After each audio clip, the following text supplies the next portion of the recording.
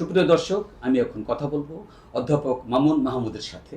তার পরিচয়, তিনি বিএনপির নারায়ণগঞ্জ জেলা কমিটির আহ্বায়ক এবং কেন্দ্রীয় নির্বাহী কমিটির সদস্য। আপনি নারায়ণগঞ্জের নেতৃত্বে আছেন। 5ই আগস্টে ফ্যাসিস্ট সরকারের বিদায়ের পর সাথে সাথে আমরা দেখলাম ওসমানী যুগের অবসান ঘটেছে। নারায়ণগঞ্জ মানুষের প্রত্যাশা একটি সুন্দর শান্তিপ্রিয় নারায়ণগঞ্জ এবং একটি বাসযোগ্য নারায়ণগঞ্জের জন্য আপনার কি ভাবনা নারায়ণগঞ্জবাসীর উদ্দেশ্যে একটু বলেন। প্রিয় নারায়ণগঞ্জবাসী, আসসালামু আলাইকুম। কালের কণ্ঠকে ধন্যবাদ। এবং আমি নারায়ণগঞ্জবাসীর উদ্দেশ্যে যেটা বলবো সেটা হলো যে আমিও একজন নারায়ণগঞ্জবাসী। নারায়ণগঞ্জবাসী যে যাতনায় ছিল গত 15 বছর, বিশেষ করে আমরা দেখেছি যে একটি সাম্রাজ্য, তারা সেখানে তাদের যে রাজত্ব ছিল সেই রাজত্বের মধ্যে শুধু বিভীষিকা ছিল, ভয় ছিল, আশঙ্কা ছিল, কষ্ট ছিল মানুষের মনে যে এই সাম্রাজ্যের কবে অবসান ঘটবে, কখন কোন মামলায় তাকে জড়িয়ে দেওয়া হয়, কখন তার বাড়িঘর থেকে তাকে উৎখাত করে দেওয়া হয়, চাঁদাবাজি, ভূমিদস্যুতা, মাদকের বিস্তার, কিশোর গ্যাং, এইগুলো নারায়ণগঞ্জের একেবারে রন্ধ্রে রন্ধ্রে ছেয়ে গিয়েছিল। জায়গা থেকে আমি মনে করি যে নারায়ণগঞ্জবাসী একটা স্বস্তি চায়, নারায়ণগঞ্জের মান সম্মান ফিরে আনতে চায় নারায়ণগঞ্জবাসী। নারায়ণগঞ্জ একটি শিল্প সমৃদ্ধ জেলা, এখান থেকে সরকারের প্রচুর রাজস্ব আদায় হয়, একটা ধনী জেলা বলা হয় নারায়ণগঞ্জকে।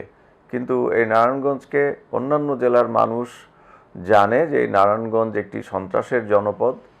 এই নারায়ণগঞ্জে বিভিন্ন রকমের অপরাধ সংগঠিত হয়, 7 মার্ডার থেকে শুরু করে 5 মার্ডার, 3 মার্ডার, এরকম অসংখ্য অঘটন ঘটে থাকে এই নারায়ণগঞ্জে। এটাই অন্যান্য জেলার মানুষের বিশ্বাস।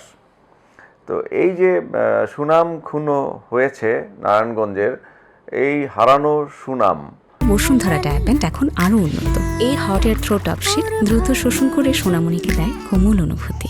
আমরা ফিরে আনতে চাই। যে রাজনীতিতে আমরা অভ্যস্ত ছিলাম গত 15 থেকে 17 বছর, সেই রাজনীতির পরিবর্তে দল মত নির্বিশেষে সবাই একাকার হয়ে এখানে আমরা বাস করব।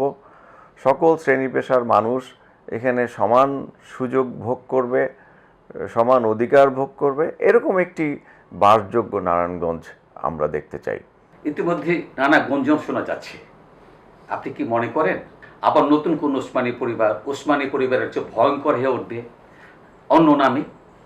এমন কোন আশঙ্কা আপনি করেন কিনা? যে আশঙ্কার কথা আপনি বললেন, সে আশঙ্কা, যেহেতু আশঙ্কার মধ্যেই আমরা ছিলাম, ভয়টা তো থাকবেই আমাদের। সেই আশঙ্কা দূর করতে হবে এবং আমাদের দলের যে নির্দেশনা রয়েছে এবং দলের যে আপনার পরবর্তী আমাদের জন্য এবং দেশের জন্য, মানুষের জন্য যে কাজগুলো করতে হবে সেগুলো আগাম আমরা মানুষকে বলছি যে আগামীতে দল কিভাবে পরিচালিত হবে, আগামীতে দেশ কিভাবে পরিচালিত হবে। আপনি যেহেতু ইলেকশনের কথা বললেন, ইলেকশনের মাধ্যমে যদি জনগণ আমাদেরকে পছন্দ করে নেয় এবং আমাদেরকে যদি নির্বাচিত করে, তাহলে আমাদের প্রথম কাজ হবে মানুষের মধ্যে স্বস্তি ফিরিয়ে আনা। আমাদের প্রত্যেকটি আসনে একাধিক প্রার্থী রয়েছে, আমাদের প্রত্যেকটি আসনে, এবং সেখান থেকে আমাদের দলের নীতি নির্ধারক মণ্ডলী সেখান থেকে যাকে তারা ভালো মনে করবে তাকে নমিনেশন দিবে। সামনের এই নির্বাচন হলো আমাদের আন্দোলনের একটা ফসল, আমরা এটা বিশ্বাস করি। কারণ গত 17 বছর আমরা আন্দোলন করেছি একটি অবাধ নির্বাচনের দাবিতে। আমরা আশা করতে পারি যে আগামীতে একটি অবাধ এবং সুষ্ঠু নির্বাচন অনুষ্ঠিত হবে এবং খুব শীঘ্রই সেটি হবে, এবং আমরা সেই ফসল কাটতে অবশ্যই মাঠে যাব এবং সেখান থেকে আমাদের সেই ফসল কেটে আমরা আমাদের ঘরে নিয়ে আসব। আমাদের সব রকম প্রস্তুতি অবশ্যই রয়েছে এর মধ্যে।